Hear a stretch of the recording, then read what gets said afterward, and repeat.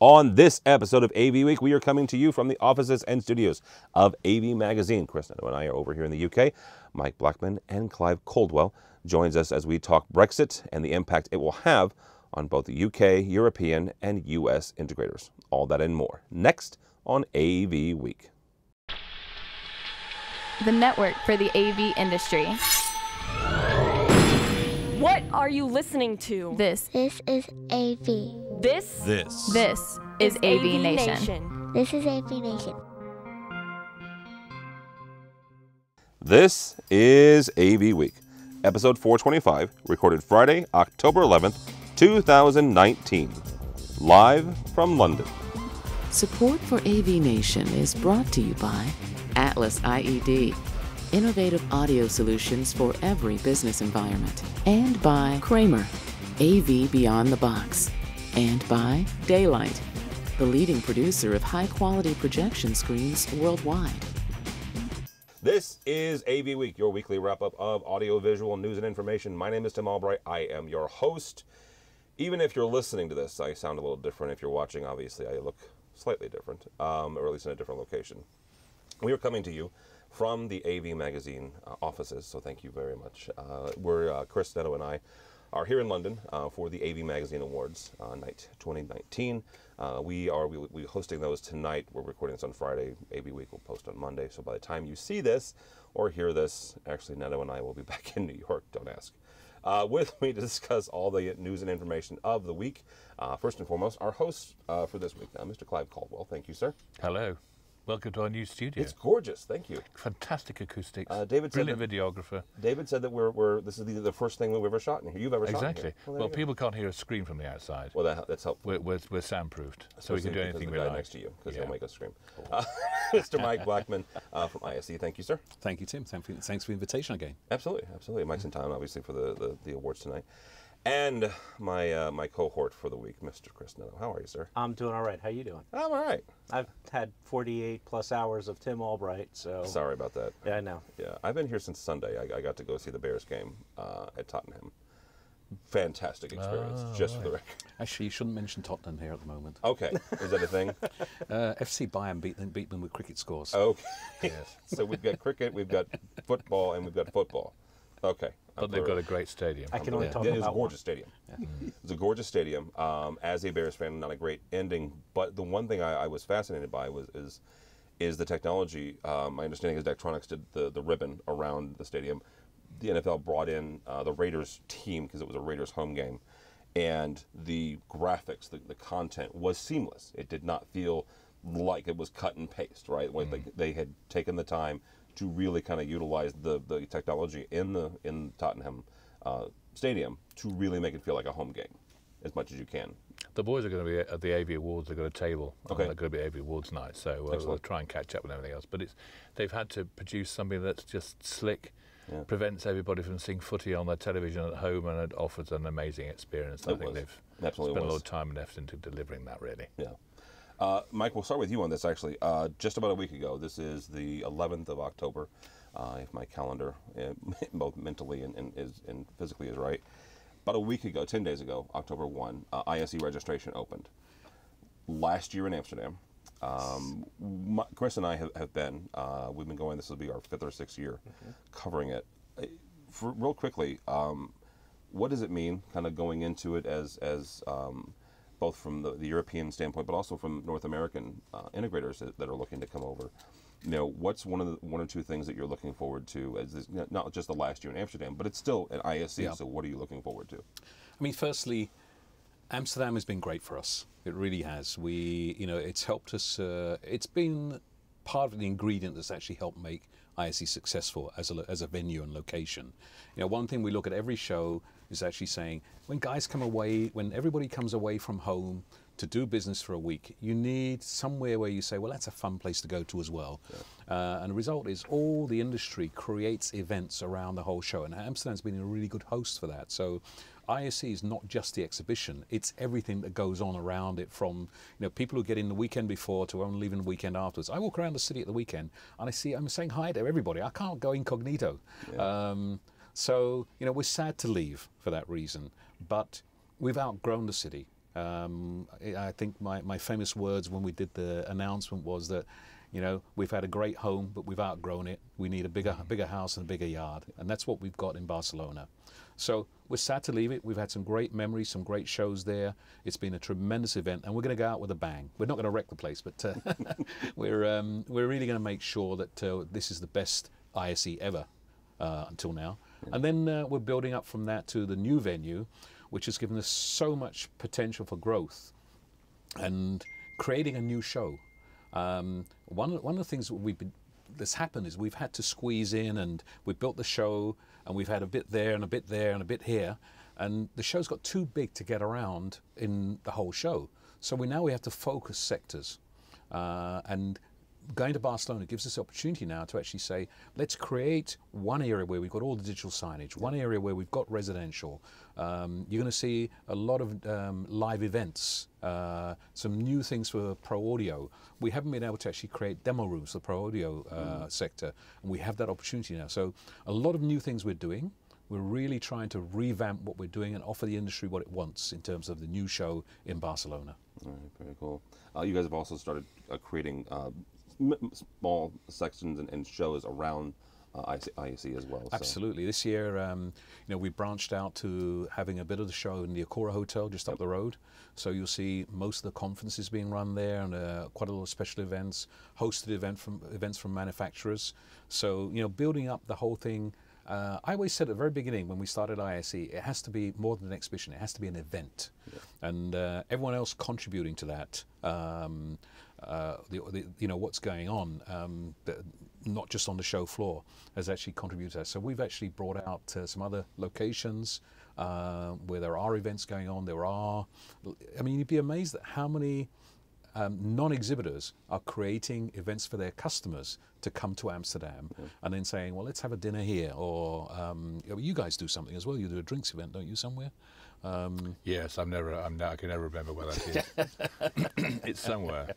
I'm inviting you all to Clive's drinks event. Yes, somewhere fluid. Typically in your booth though is really well. It's everywhere, but you can be in the booth. Yes, we try and be incognito so people don't remember where they've been. But on this Barcelona, in that space, in the 15 different halls, it is kind of easy to do that. But on this Barcelona thing, it's fantastic. The Catalans are going to love it. The Spanish are going to be flocking by their thousands. Having been there for both Formula One reporting and coverage and the big telecom shows, there were so few hotel spaces left. I had to stay in a boat in the harbour. I also went there to cover the Barcelona Olympics, so I know what large groups do in Barcelona. But you've got to go to these big venues, especially the big engineering shows, to see how the big venues are so beautifully managed and big and accommodate. You know, some of these companies don't know what they can do until they get into a big venue. So I think it's going to absolutely transform ISE into a very different event, actually. So I can't wait. And give the manufacturers some space to play with. Well, actually, what we've been doing in the last months is taking most of the top exhibitors. So we did an event back in May where we took the top 200 ISE exhibitors. We invited them to Barcelona. We hosted them there. We showed them the venue. We showed them the city, and we did a big evening event for them just to show what it has to offer. So these guys start to get a bit of an idea of, okay, this is what we can do here. This is what the venue looks like, but here's the rest of the city. And I already know about things which, well, I've got a list of all the hotels that have been booked by all the companies so far, and everyone's starting to plan, this is going to be our headquarters now, and this is where we're going to be. And, you know, they've now got the opportunity to actually say, when our major exhibitors come in with a couple of hundred people, and they're splitting all over the town, you know, they want to bring them together. So now, you know, we're trying to help them with that by putting them in touch. We've blocked all the hotels in the city through the Convention Bureau to actually give them opportunity and lock down the prices so that we don't get this explosion of high prices. So we're doing a lot of preparation on that, but mostly getting everyone there beforehand to see what it's about. Yeah, absolutely. Chris, I take it from a couple of different angles here. You've been with me to ISE. You also worked for an exhibitor. Now you work for a distributor. What does a move like this mean for those of us in the U.S. that are looking at this, going, okay, this is Amsterdam this year, but Barcelona's next year? Looking at it, saying, okay, which way, or am I going to both years? You know, am I making a choice here? I don't think you're going to see a change. I think the American audience has bought in. They will come. You throw a party, we're showing up. Yeah, sorry, it's kind of the way it works nowadays. Clive's paying for the drinks. That's I it. know. He's Obviously, got yes. the tab, so we're all Although I right. won't remember having done it afterwards. but we're recording this, so That's on Record record, away. please. exactly. So yeah, for the American audience that's listening to the podcast and going, is this going to change? It's not going to change a thing. For the integrators, the manufacturers, the integrators are still going.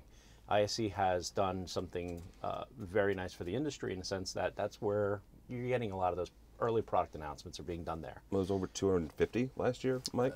Even more than that, actually. That's it. They're just the ones we know about. Okay. I think we've been lucky because of the timing. Being at the beginning of the year, display companies are launching consumer products at CES, and then they're coming to us with the professional versions, or sometimes some of the same things. But that start of the year, when we started, all the product announcements used to be in June at Infocom. And then slowly everyone started moving their R&D around to actually doing a lot of announcements, particularly for the European market in January. But even with that, I actually spoke to some integrators once that said, American integrators I met on the show floor, and I said, what are you doing here? We have this really great show in the US. He said, yeah, but we go there as well, but we have to keep ahead of the market. And there's so much happening throughout the year. We need to be at ISE in January. And a lot of them are actually doing international business as well. So, Well, and the other part of that is we were talking with Jeremy Caldera from IAS a couple weeks ago. And Jeremy has, he's in leadership in Avixa as well. But he made the comment, he said, I go to ISE now so I can get work done. Because if you're a volunteer with Avixa, your Infocom is taken up, and vendors want to meet with you and this and there, because they look at Infocom as the place where you have meetings with Jeremy, right? Because he's a U.S. integrator. He goes to ISE so he can roam the floor, so he can be an attendee, and kind of ebb and flow and kind of see what's going on. So yeah. Yeah, for the most part, most integrators and even the manufacturers, at least at Infocom, has always been the meetings. Yeah. Right? So yes, there's an education component to it, but the behind the scenes is you're setting up meetings and client meetings. That's why I think Vegas is very successful for Infocom. Me personally thinking that, because you have a lot of different places where you can take people out for dinners and to do product briefs or a lunch and learn during the show itself. So it's an important cog of how business is done aside from the actual show. So if you have those spaces, and Barcelona will provide that, you have the spaces to host, you can bring in the celebrity CEO of the company who is going to, possibly reveal something interesting that will change how integrators are going to do business. Yeah. You're seeing that at Infocom, and those are kind of the unadvertised stuff that happens in the back, but you're bringing that to ISE as well. And one of the things that I am a fan of with ISE is that for the last couple of years, not a couple of years, for the last 10 years, products and mindset is very much influenced by the residential side. And I'm a commercial guy through and through.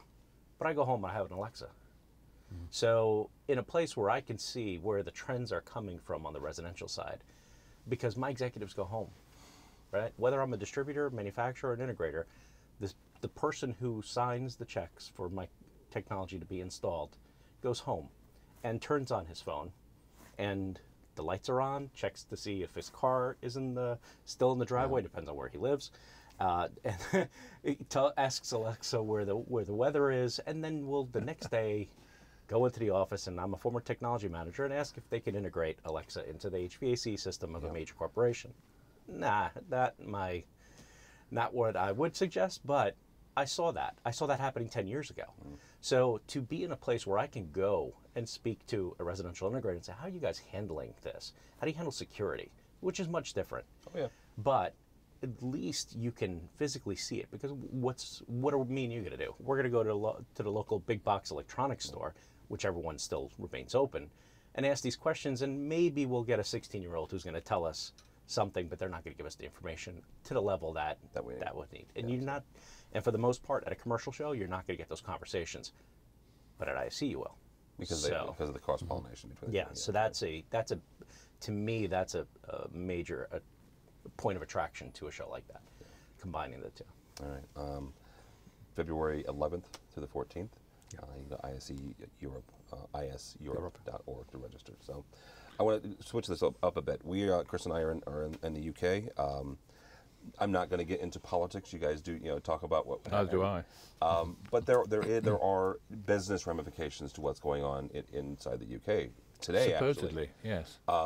Boris Johnson, your prime minister, actually met with the Irish leader yesterday. Indeed, apparently. yes. There was pictures all over the front Mr. pages. Radke, yes. He has set a deadline for October 31st to remove the UK Yes. from the European Union. You guys call it Brexit. Yeah. Obviously, Chris and I still trying to understand the whole thing. It's going to replace Monopoly as a new board game. Apparently, yes. There's never an ending, but it's a great process all the way There's through. a real business impact here to the AV community.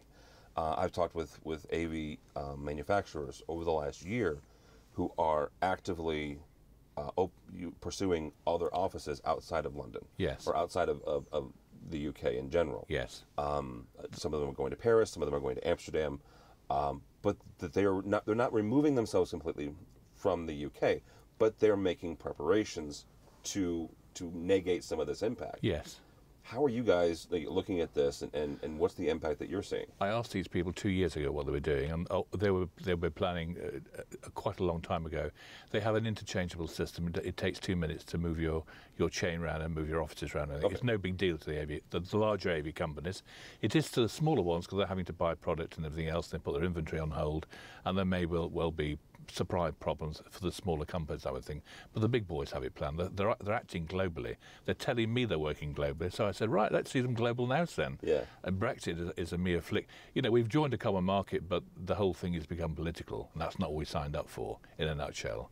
So no one's reporting this accurately at the moment, but it is holding up trade in a way that's underpinning the efficiency of it. But I think all the big boys have sussed this out a while back. Yeah, people are making noises because they'll use any excuse to alter their pricing or put their customers on the back foot.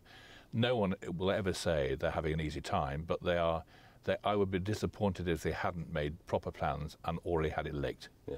So they'll tell one side to the public and one side internally, and they will, as far as I'm concerned, most are operating pretty efficiently and have swapped things around and have their supplies checked because they're thinking globally.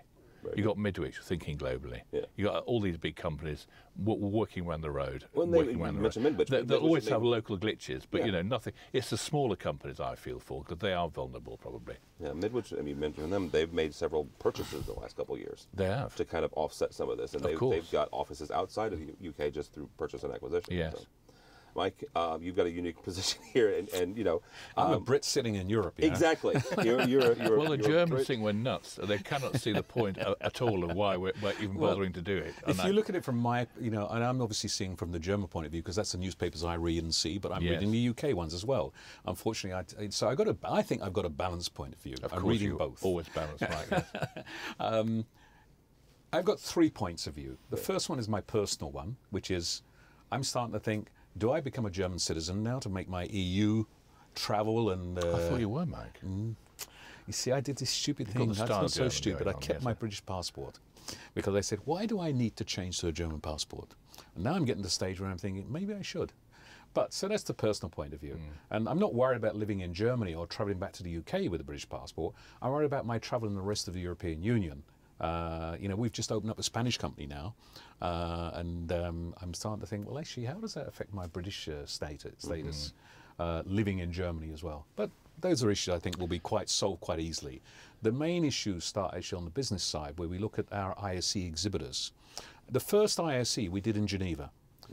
Now, as we know, Geneva's in Europe, but it's not in Europe. And I think the UK is going to the same position. Explain that to the big dumb American here. So, Geneva, Switzerland is in physically, geographically in Europe, but it's not in the European Union. There we go. And so what actually happens is when it comes to actually moving goods around, you have to go through all this paperwork.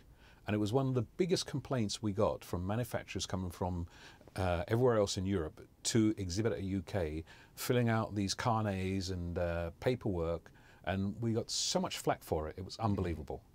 So my concern now comes from all those UK exhibitors we have who will actually go through that same process again when coming to, whether we stay in Amsterdam or go to, Barcelona, wherever we're going, they're going to have that issue of actually they have to fill out all that paperwork to move their exhibits and their products into the exhibits and back again. We do as much as we can to try and facilitate. We're trying to work out with Barcelona to actually, we think we've got a way maybe to make it a tax-free zone for, for some of the ways the paperwork's being done, but they still have to do the paperwork. And that we know is really a bane for a lot of people. So that's the first part. What we've seen as well, and what we're hearing, is a lot of companies who are shipping from the US or China or Japan have had central warehousing in Europe. One of the easiest places to ship into in Europe, if you're going by sea, is Rotterdam. Okay. It's the big shipping port in Europe. Containers are coming in. They've got this automated. I mean, the whole thing's run by computers. Don't walk around; you get run over. Yeah. So they're now having to say, how do we deal with the UK and put additional facilities in the UK now to actually deal with that? And the problem is, I don't think everybody has the solution yet. Everyone's working towards it to say, how do we deal with this, or will we have to deal with this? Because those are issues that have not been solved. I really, really hope that part of the whole settlement, whichever way it goes, but if it goes to the fact that the UK does Brexit, and what I'm hearing in the news this morning, the Irish backstop solution seems to be almost there. So if that happens, then I am thinking a Brexit will happen at the end of this month. And I think a lot of people are sitting in the air waiting to say, do we stay or do we go? Is it as easy, and it's as easy as Clive said, where come November 1st, the companies that have their ducks in a row, that have their papers in order, I think so. They're just going to flip a switch. Yeah, I think so. This whole thing's been I wouldn't say misreported, but the emphasis is all wrong. The most serious element of all this is what we do with the Irish question, and after all those troubles. And real briefly, the Irish question for, again, big dumb American. We have Northern Ireland is part of the UK. Okay. And we had the troubles with independence, with Southern Ireland and the border, and the Irish wanted Ireland for Ireland, but we're stuck with all these hundreds of years of history, and we eventually came to agreement with, after all the terrorist troubles and everything else, that they would have a parliament and people would get self-governed and so on. In Stormont, we'll have a representative of everybody. That took years to achieve, and it was a huge agreement, and that is, to my mind, the most important thing we get right. And there has been some suspicion that the Leo Varadkar, who is the TSOC, the guy who rules Southern Ireland, has been playing his sort of card to keep us in Europe rather than keep out. And then now really we need to tackle it hard and stop messing about. We need to get a decent agreement on how we're going to tackle that border question without threatening that agreement. And that, to my mind, is much more important than in Europe. Don't forget, I lived through going in Europe, which is a far more hassle-free. Mm-hmm. We're going to lose a queen, and a whole war generation which are cheesed off by going. Now we are European. We live in Europe. There's no difference between us. The difference is being in the politics, but everybody else is showing that view. It's not just the UK. We need to boost Europe, but I think it's outlived its usefulness. There has to be a currency of various. There are lots of good things about the European setup, but we are now operating globally. But that doesn't mean to say it's going to threaten trade into Europe. And Europe needs us as much as we need them. And we get them really well. Yeah, it'll be interesting, especially as we as an industry kind of make our own transitions. So people always have problems delivering locally. Everybody tries to think global and deliver local, but whether you're in the EU or not, it's always a hassle. Yeah. It's always local currency difficulties. Chris, this will be interesting. Chris, if you don't know, hosts a chat every Sunday morning, Eastern time. Make sure that we say that, Eastern time.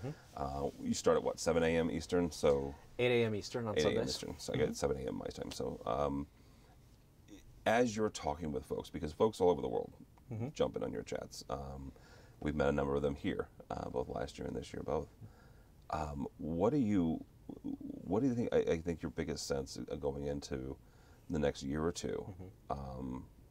The U.S. has its own issues. I won't get into those. Please, no tariff questions, man. Yeah, and that's a whole other conversation too.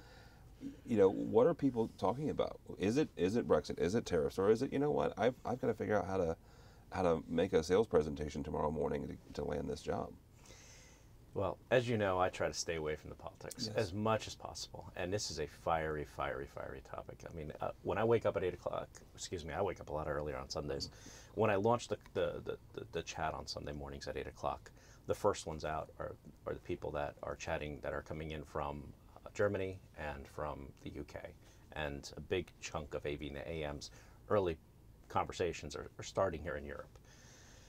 And I let them go. I moderate, depends on whatever question I'm putting out there. But almost on a weekly basis, a Brexit comment comes out. And they always break off into their side. And there's always a little discussion amongst themselves of what Brexit is going to do to impact it. Fortunately, AV and AM is not impacted by Brexit, and we have no trade tariffs to worry about, so not yet. Operate freely. But yeah, there's some concern. But a lot of the guys that are there, the people I'm talking to are not high-level CEOs, are not getting up. They may be watching and lurking. I know you're out there. But the ones that are talking are the blue-collar workers. These are guys that are getting up every morning. Their biggest fear is, like anything else, the decisions made above. How is that going to impact their livelihood? Yeah. And that is a big concern, whether they're voicing that on social or privately offline telling me that.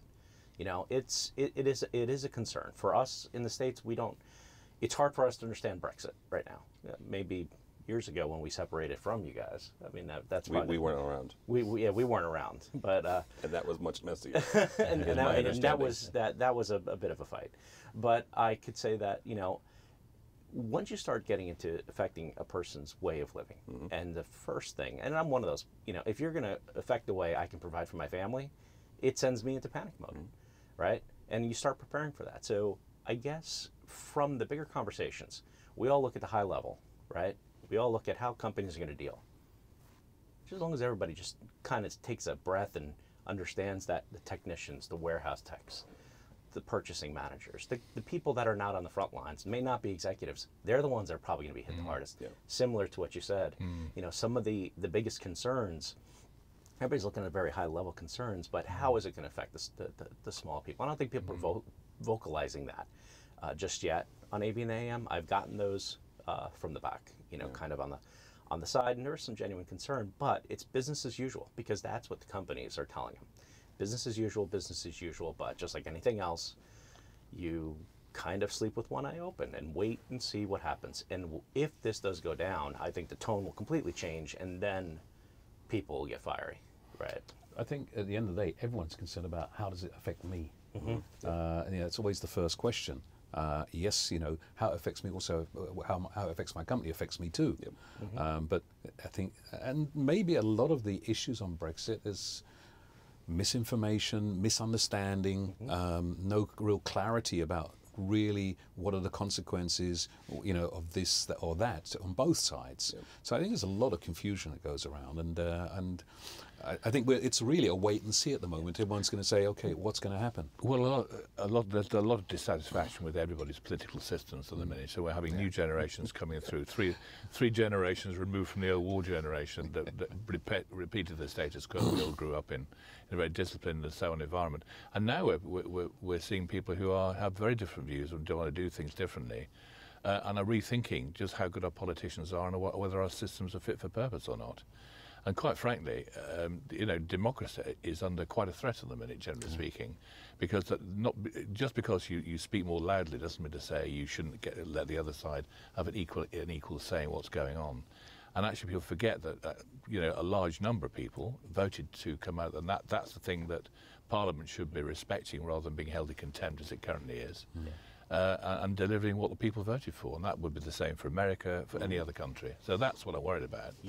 But I think it's a passing phase whilst they all grow up. You're 100% right there. Yes. In the sense that my belief in politics is you can do whatever you want. You won't have a job if it's up to me the next time. Because the way politics work is one thing behind closed doors. But the way democracy works, we go to the polls. You mess up my livelihood, you're out of a job.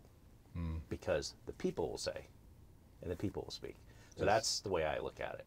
So go ahead. You want to mess it up? We'll fix it. We'll throw you out, and then we'll correct what you did wrong and fix it. I don't want to do that. What is coming out of much more scrutiny on the politicians that serve us. You know, what their private interests are, who are they responsible to. That's on both sides of the pond. Absolutely. You know, both sides of the pond, both sides of the aisle. You know, whether you're conservative or liberal. Yeah. Actually, I have no vote. I left the UK and I moved to Germany. And because I'm not a German citizen, I can't vote in Germany. And because I've been out the UK more than 10 years, I can't vote in the UK either. That's a bad position It's to a be bad in. position. You might want to fix that somewhere. Well, it was any consolation, I can't fit in the polling booth anyway. So it sort of solves the problem. Ours in the States are more open air. Yes. I can still fit in mine. Wonderful. All right. Gentlemen, thank you so much. This was a fascinating conversation. Mr. Chris Netto, thanks for hanging out with me this week. Thank you. How do people get a hold of you and or Starin? I will mention the fact that Starin is moving into Europe, has moved into Europe now. So I'll be interested to talk to you and our buddy Bobby Schwartz, see how that goes the next year. Bobby's the man when you want to talk to, especially regarding the Brexit and all that sort of stuff. He's actually, I did another episode of my executive chair with Bobby, so he'll be coming out in another 2-3 months. So. Wait a minute, is that what you call a tease? Yes, that's a tease. Come on, I'm a professional. Awesome. So if you would like to find out more information about Starin, you can find us on the web at starin.biz. Me, I'm on the internet. I'm easy to find. Chris _Netto on Twitter. You can find me Sundays doing my chores at #AV in the AM. And thank you for Clive. Thank you for having us here in the UK. I love coming to London. I hope you like our studio. It's come studio's on, hasn't it? Your studio's top notch. We're separated off from everybody. We're isolated splendidly in this room, I think. Is this where you come to hide now? Sadly not. But I have thought about having a snooze occasionally, but I haven't done it. You can have your coffee in here on that nice mug. Yes, that's a good idea. That's a good excuse. Mr. Caldwell, thank you, sir. How do people get a hold of you or AV Magazine? Well, I hope they don't get a hold of me, thank you. I'm faking a lot, of course. AVinteractive.com, at AVMag on Twitter. Yes. And, I suppose they'll be getting hold of me this evening at the AV Awards. Yes, sir. As indeed you As will indeed. be. Well, that's the rumor that we're showing up. But I try and make myself scarce, I usually most of the time. Yeah. I'm sometimes seen, I'm sometimes not. All right. Best way. Mr. Blackman, thank you, sir, as always. Thank you also. How do people get a hold of you or ISE, or how do they register? Well, to register, registration is now open. Go to iseurope.org. So remember ISEUROPE, Europe, that big place out there, .org. Just mention Mike's name, Yes. it's fine. The other side of the river. The other side of the river. We're still in. Yes. And you can reach me at on Twitter at ISE_Mike. Otherwise, go to the website, come and join us, be at ISE, 11th to the 14th of February in Amsterdam. The last year, come and enjoy Amsterdam. Yeah, absolutely. We'll be there. We'll be hanging out probably the Saturday or Sunday beforehand. So thank you guys so much.